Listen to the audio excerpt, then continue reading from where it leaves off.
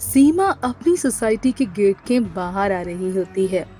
तभी वो देखती है कि सोसाइटी का सिक्योरिटी गार्ड सचिन कुछ कुत्तों को खाना खिला रहा है। फिर अरे ओ सचिन, ये क्या कर रहे हो? क्या हुआ मैडम? मैं तो इन कुत्तों को खाना खिला रहा हूँ। वो तो दिख रहा है मुझे। पहले से ही इन गली के कुत्तों ने सोसाइटी में आकर हंगामा फैला रखा है और तुम और कुत्तों को खाना खिला रहे हो। अरे मैडम, वो कुछ रोटियां बची थी तो इन्हें खिला रहा था। फेंकने से तो अच्छा है कि किसी के पेट में जाए। अच्छा, और मेरे बच्चों का क्या? मेरे बच्चे तो इन कुत्तों के डर से घर से बाहर भी नहीं निकल पाएंगे। अरे नहीं नहीं मैडम, आपके दोनों बच्चे तो इन कुत्तों से खेलते हैं, बिल्कुल भी नहीं डरते। अब तू मुझे सिखाएगा कि मेरे बच्चों को कुत्तों से डरना है या नहीं। मैं जा रही हूँ उन्हें स्कूल से लाने के लिए। जब तक ये जगह साफ कर लेना, और हाँ, इन कुत्तों को भी भगा देना, समझ गया? जी मैडम। सीमा के जाने के बाद सचिन उन कुत्तों को वहाँ से भगा देता है। अगले दिन सीमा अपने बच्चों को स्कूल छोड़कर घर वापस आ रही होती है। उसके साथ उसकी दोस्त अंजलि भी होती है। सीमा और अंजलि दोनों देखती हैं कि सीमा के घर के दरवाजे के बाहर कुत्तों ने गंदगी फैलाई हुई है। वो देखकर कहती हैं, अरे सीमा, ये क्या? तुम तो हमेशा डींगे हाँकती रहती हो कि मैं इतनी पॉश सोसाइटी में रहती हूँ, मेरा घर इतना बड़ा है। लेकिन ये क्या? तुम्हारे घर के आगे तो ये गंदगी, यहाँ कोई सिक्योरिटी गार्ड नहीं है क्या? कुत्तों ने तो सीधे तुम्हारे घर के सामने ही पार्टी कर दी। मेहमानों का स्वागत करने का अच्छा तरीका है ये, क्यों? कुत्ते की गंदगी देखकर अंजलि के ताने सुनकर सीमा बहुत गुस्सा हो जाती है। फिर सचिन, सचिन, कहाँ मर गया ये सिक्योरिटी गार्ड? जी जी मैडम। सीमा सचिन को कुछ बोलने से पहले ही सीधे एक थप्पड़ मार देती है। क्या हुआ मैडम? पड़ क्यों मार रही हैं? एक तो तू गंदगी करता है और मुझे ही सवाल पूछ रहा है। देख तेरे कुत्ते ने क्या किया है ये। ठीक मेरे दरवाजे के सामने गंदगी फैला रखी है, कितनी बदबू आ रही है, छी। ऊपर से तुम्हारे कुत्तों की वजह से मेरे दोस्त से मुझे कितना सुनना पड़ा। मैडम, मैं तो सफाई का सामान लेने ही गया था, मैं अभी सफाई कर देता हूँ। कर देता हूँ क्या? तुम्हें ही करनी है यहाँ सफाई। चलो जल्दी जल्दी हाथ चलाओ। अब तेरा और तेरे इन कुत्तों का तो मैं ही बंदोबस्त करती हूँ। सचिन सफाई करने लगता है और सीमा और अंजलि अंदर चली जाती हैं। शाम को सीमा सोसाइटी के सेक्रेटरी से मिलती है। सेक्रेटरी सचिन को भी वहाँ बुलाता है। सेक्रेटरी साहब, अभी इसी वक्त सचिन को नौकरी से निकाल दीजिए। ये तो यहाँ चौकीदार करने के बजाय गली के कुत्तों को जमा करके खाना खिलाता रहेगा। पहले तो कुत्ते खाना खाकर चले जाते थे, लेकिन अब तो वो कुत्ते दिन भर यहीं पड़े रहते हैं। आज तो उन्होंने हद ही कर दी, मेरे घर के सामने ही गंदगी कर दी थी। मेरे मेहमानों के सामने मेरा मजाक बन गया।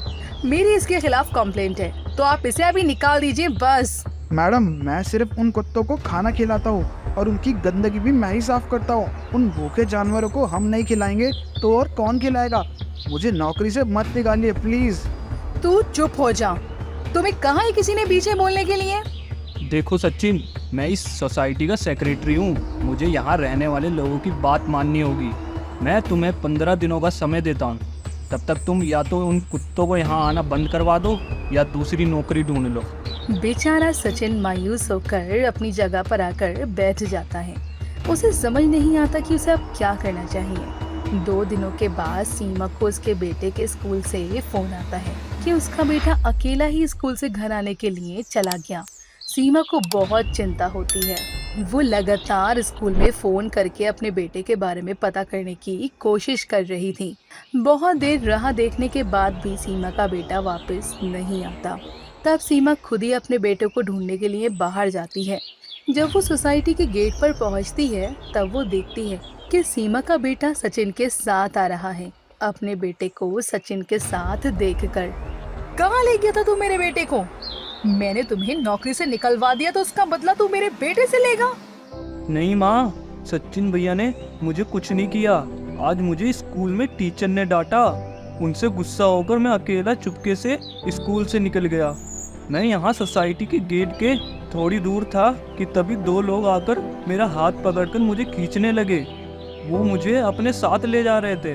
तभी ये कुत्ते जोर जोर से भौंकने लगे और उनकी आवाज़ सुनकर सचिन भैया वहाँ आ गए।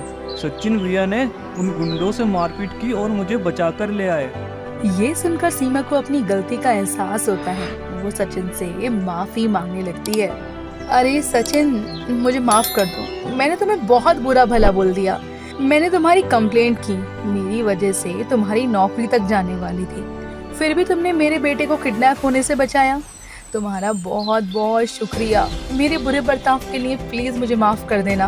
कोई बात नहीं मैडम, आज जो कुछ भी किया मैंने नहीं, इन कुत्तों ने किया। अगर ये वक्त पर नहीं भौंकते तो मुझे कुछ पता ही नहीं चलता।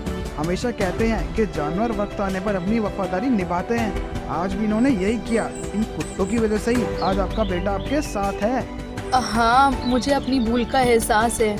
मैं आज ही सेक्रेटरी से बात करती हूँ, तुम्हारी नौकरी नहीं जाएगी। और हाँ, ऐसे ही कुत्ते भी हमारी सोसाइटी में ही रहेंगे। हम मिलके इनके लिए शेल्टर बनाएंगे, ठीक है? सीमा की ये बात सुनकर सचिन बहुत खुश हो जाता है। उस दिन से सीमा भी उन कुत्तों को खाना खिलाने लगती है और उनके साथ खेलने लगती है।